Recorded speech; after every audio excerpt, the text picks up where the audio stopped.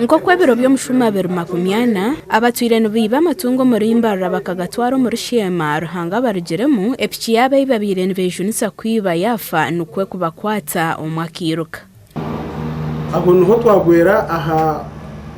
umusigazi barukweta Mukunde wabaye inembu zo mu kibox Mukundo gunakereminga kuba na rugacunda parish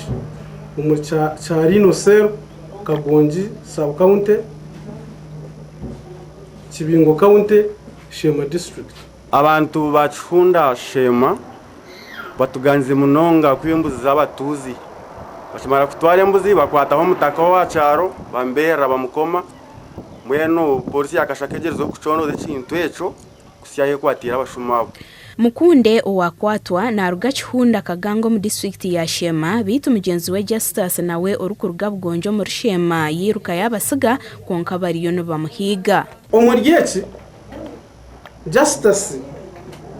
and other accomplices who are still at large bariyo no bahigwa bundi manumo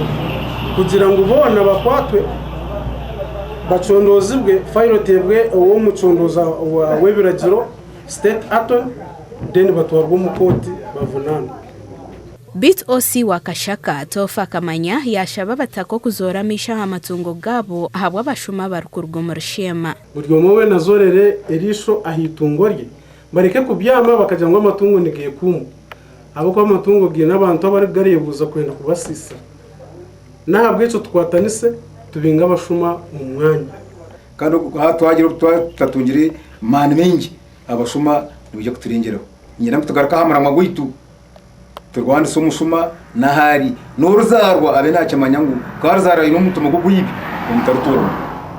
Mukunde owakwatwa yatwarwa ha polisi ya Kashaka nembuzi nepchiye bitembuzi nyamwingi zibire zibirwa mu rububare umurimbarra kandi ababire nbaziba nbazitozo mu district ya Shema hata aba bakwatwa kandi omushachi witu ahiyarugirayo yasiga Mukunde bamuto mu kihome obwe barukuhiga mugenzi we na group yona amakuru agagashakwa Sheikh Abdul Latif umuri Shema.